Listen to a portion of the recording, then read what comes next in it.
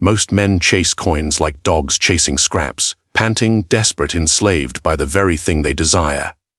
But tell me, do you want to serve money or bend it to serve you? Money is not wealth. It is not freedom. It is a leash. The majority are bound by it, working endlessly to keep themselves fed yet never truly free. But the strategist, the one who sees beyond appearances, understands that money is not to be earned like a beggar's wage, but commanded like an army.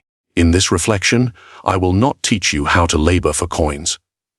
We'll show you how to treat money as a weapon, a servant, and an obedient instrument of your will. Understand this: he who works for money remains a servant. He who commands money commands men. Most men live under a delusion. They believe that labor is noble. That hard work is the foundation of dignity. That sweat is a sign of virtue.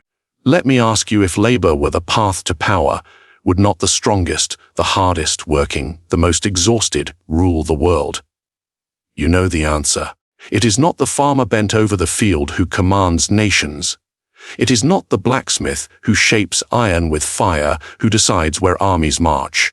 It is the man who commands others to labor, who reaps without planting, who harvests without bending his back, who rules.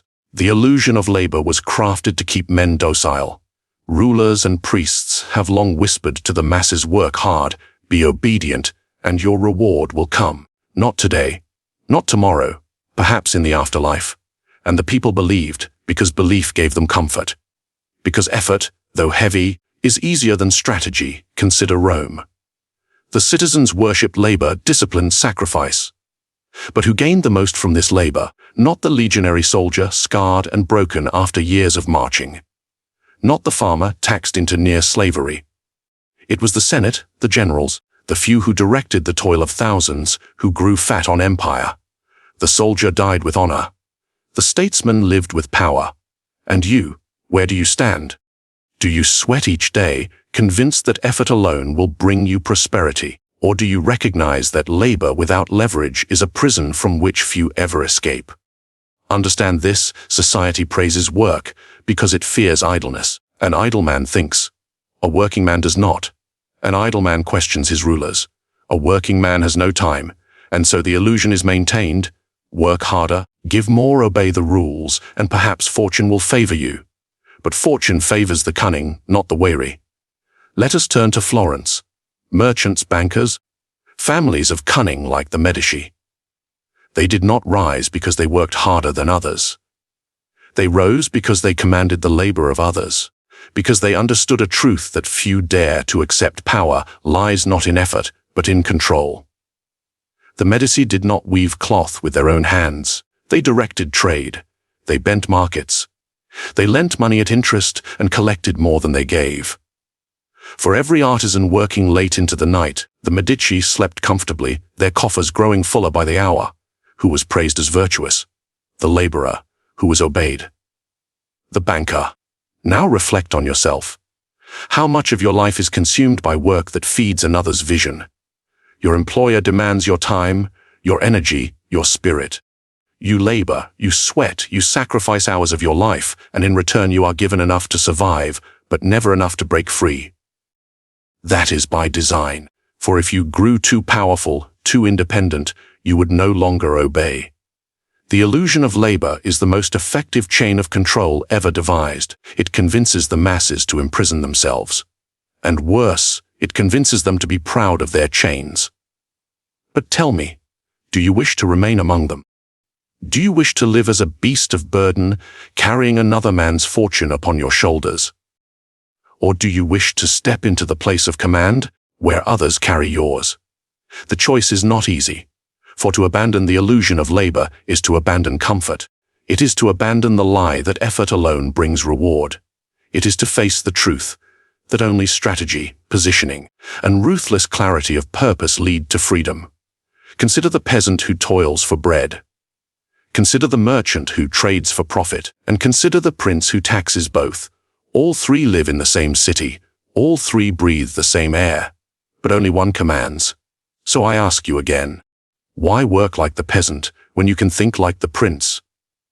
Why break your body when your mind, sharpened, can command the bodies of others. You may think this harsh, you may think this unjust, but the world is not built on fairness, it is built on hierarchy. At the bottom, the laborer.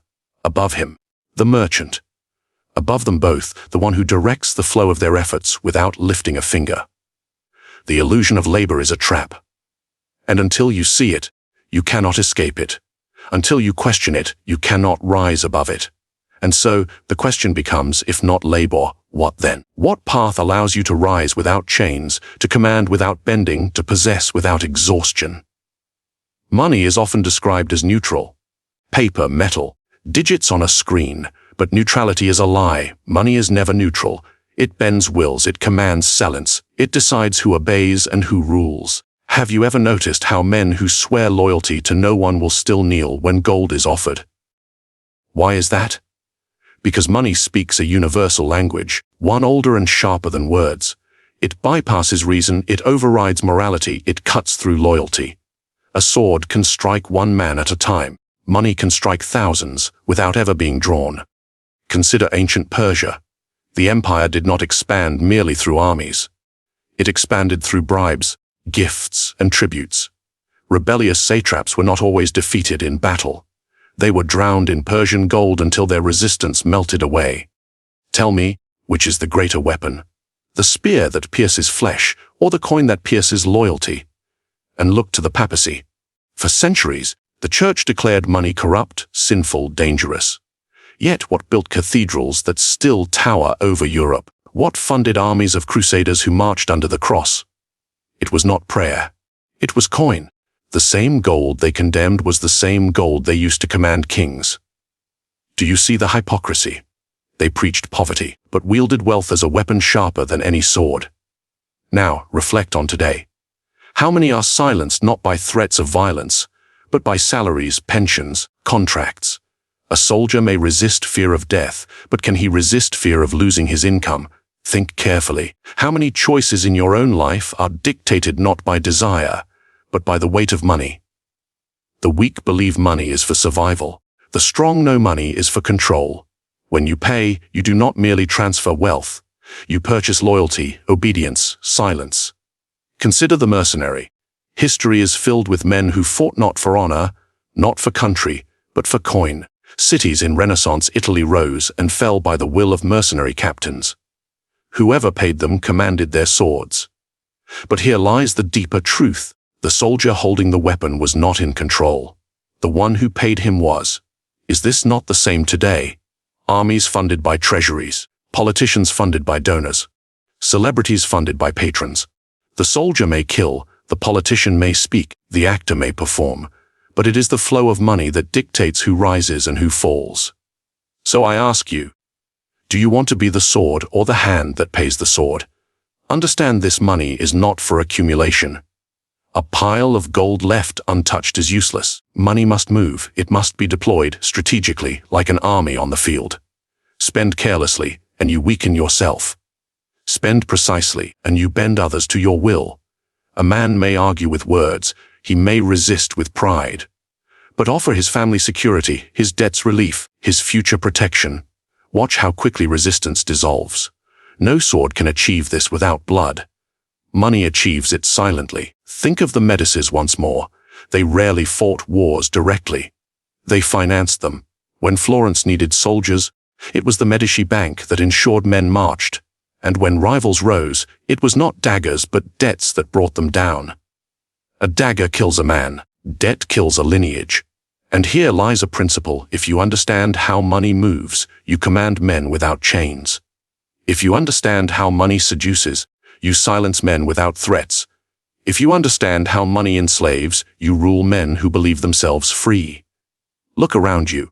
How many obey their employer not out of respect, but because their mortgage depends on it?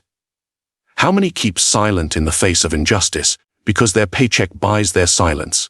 Is this not power? The ability to control men without a whip, without a sword, without lifting your voice.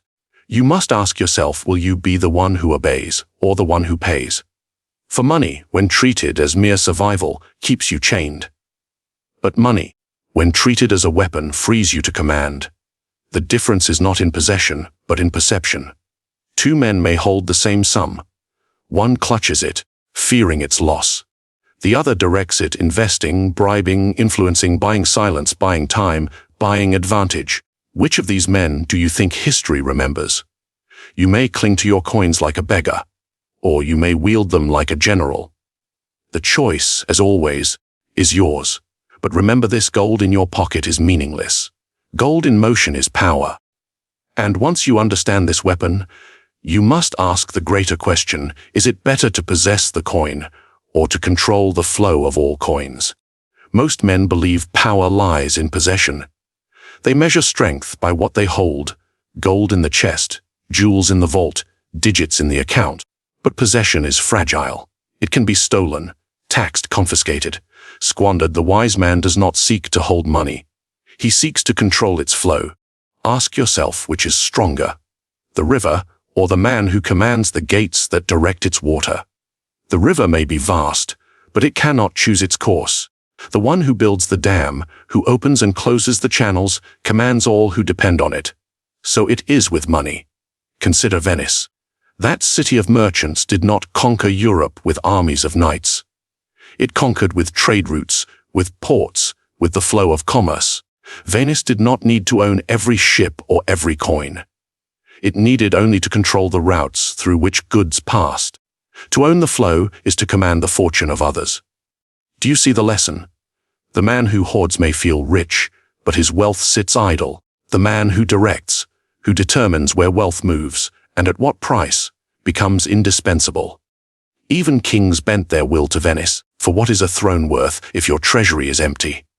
Now, let us turn to modern times. Think of banks. They do not need to own your wealth. They only need to direct it. Your wages arrive. Your debts are taken. Your transactions pass through their hands. They touch every coin without clinging to a single one. And for this invisible power, nations obey them. Does this not reveal a truth most fear to accept?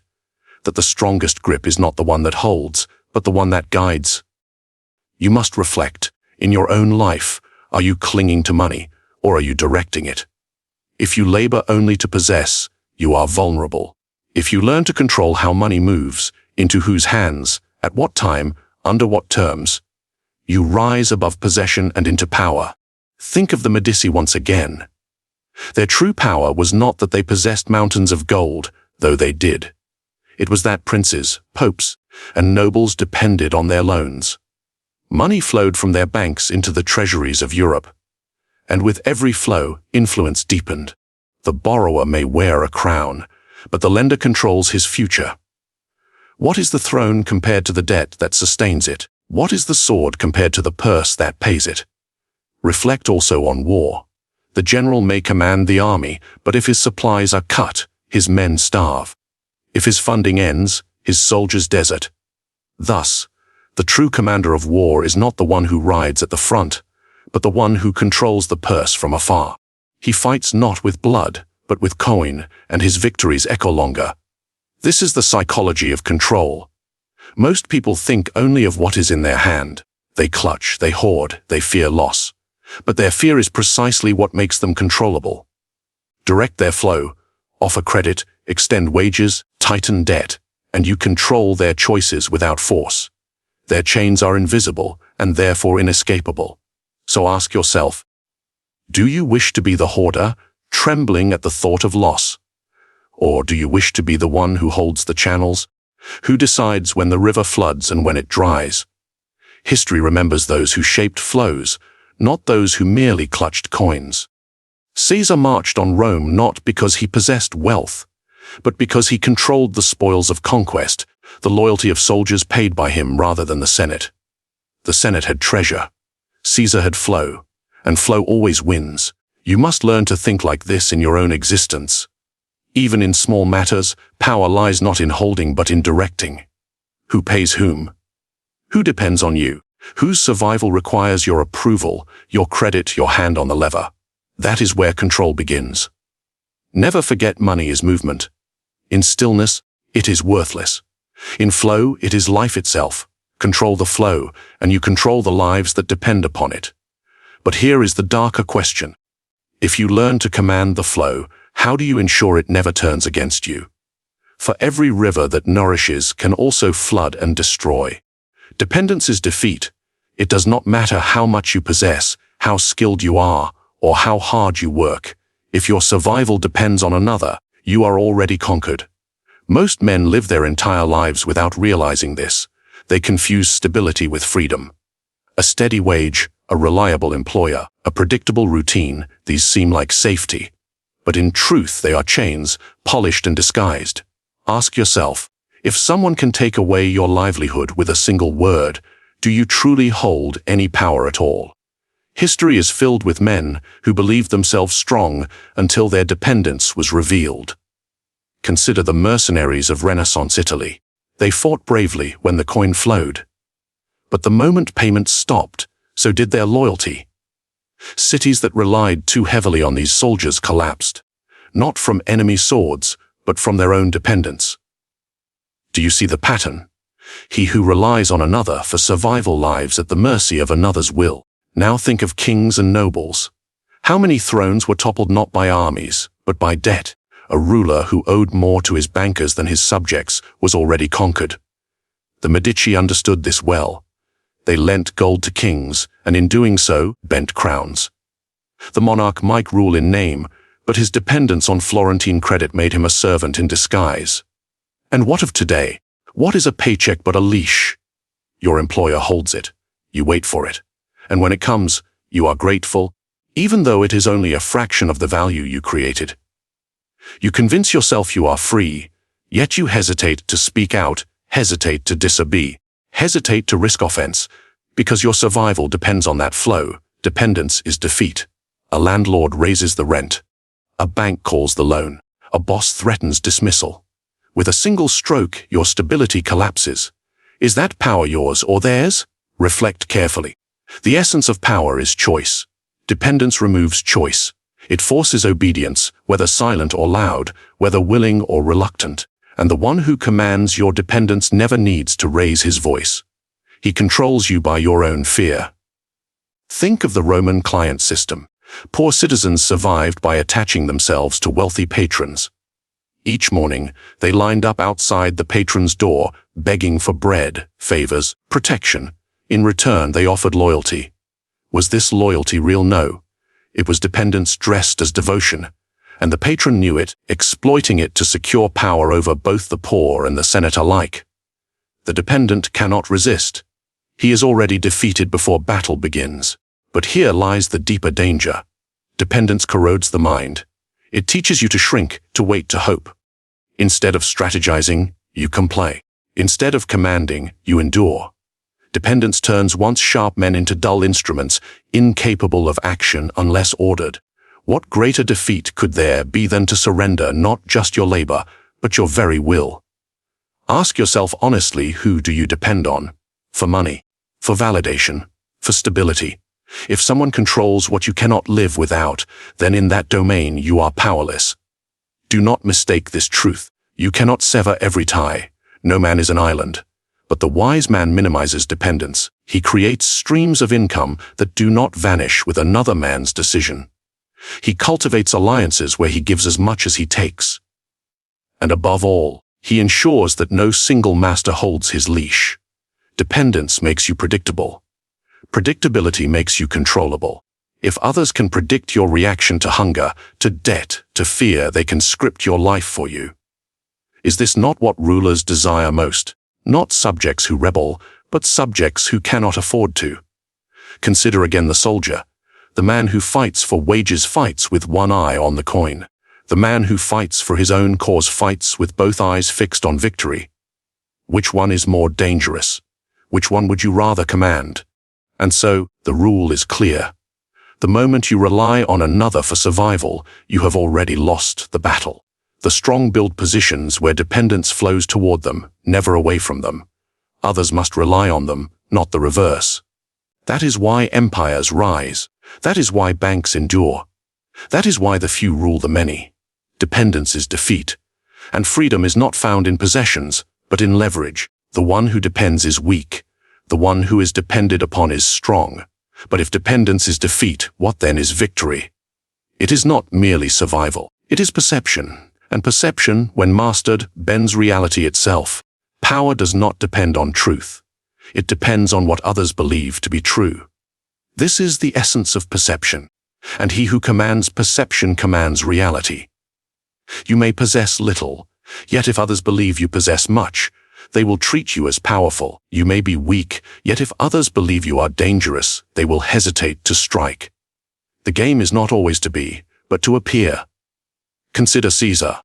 When he crossed the Rubicon, his army was small. Rome could have crushed him. But perception was already in his favor. He marched with confidence, spread rumors of unstoppable legions, and presented himself as a man chosen by fate. By the time Rome understood his true numbers, the Senate had already fled. Did Caesar conquer with soldiers, or with perception? Look too at the Medici. In their rise, they were not the wealthiest family in Florence. Others held more gold. But the Medici displayed wealth strategically: grand palaces, public patronage, feasts for the people. Florence believed them to be the center of fortune, and so fortune flowed toward them. Appearances became reality, their rivals hoarded. The Medici displayed, and in doing so, they commanded the city without ever seeming tyrants. Now ask yourself, how do others see you? Do they see a man of strength or of need? Do they see someone who can be ignored or someone who must be respected? Understand this: it matters less who you are and more who they believe you to be. Even today, perception rules. Think of modern leaders, celebrities, and tycoons. How many are truly as powerful as they seem? And how many survive on carefully crafted illusions? Images projected through media, wealth displayed as theater, strength exaggerated to hide weakness. Yet their influence is real because others believe it is. The masses are not trained to see deeply. They judge by symbols, signals, appearances. The clothes you wear, the words you choose, the confidence you project. Do you think these are trivial? They are your armor, your weapon, your crown. Reflect on this: a man with gold who hides it is invisible. A man with little gold who makes others believe he is overflowing with riches will be treated as wealthy. Which of these two truly holds power? Perception bends behavior. If men believe you are generous, they will approach you with loyalty, even if you give little. If men believe you are ruthless, they will fear you, even if you rarely act with cruelty.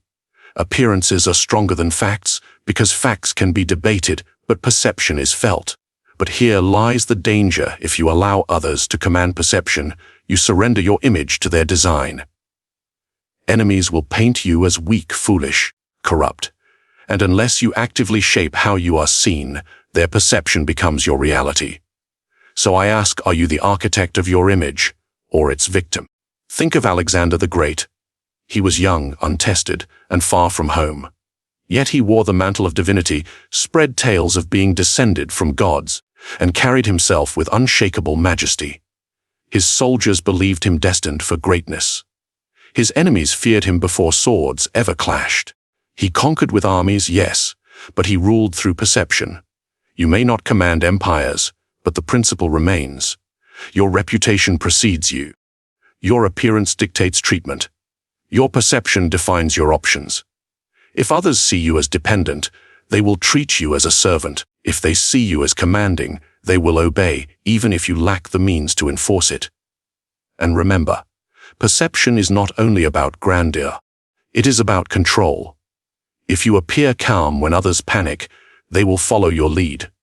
If you appear certain when others doubt, they will trust your judgment. The secret is not to reveal weakness, even when it gnaws at you inside. Hide it, mask it, replace it with the image you wish them to see. Perception can build an empire of shadows that feels more solid than stone. But only if you maintain it. For once the illusion cracks, men will devour you. The same crowd that worships today will mock tomorrow if your mask falls. So guard your image as you would guard your life. For in truth, it is your life. So I leave you with this question: if men will believe whatever image you present, why not craft the image that commands their obedience? Why not appear untouchable, invincible, inevitable? For when perception is in your grasp, reality itself bends to follow. But remember, appearances can be built. They can also be destroyed, and the art of preserving them is a darker game still. Power does not always reveal itself in chains, commands, or crowns. The most effective control is invisible, a whispered suggestion, a carefully placed perception, a dependency so deep they mistake it for choice. You need not shout to rule. You need not threaten to command. When men believe they act freely, yet every step serves your design, then you are truly powerful. Ask yourself, is it better to be feared openly, or to be obeyed without suspicion? Which lasts longer, the rule of the tyrant or the quiet grip of the strategist? Reflect carefully, for the world does not belong to those who work hardest, nor even to those who fight fiercest. It belongs to those who master the hidden strings. Now, I turn to you. What are your thoughts on ruling without being seen? Have you witnessed it? Felt it? Used it? Leave your reflections below. And if you desire more strategies, subscribe. If you value the art of power, share this message. For knowledge is nothing, unless spread like influence itself.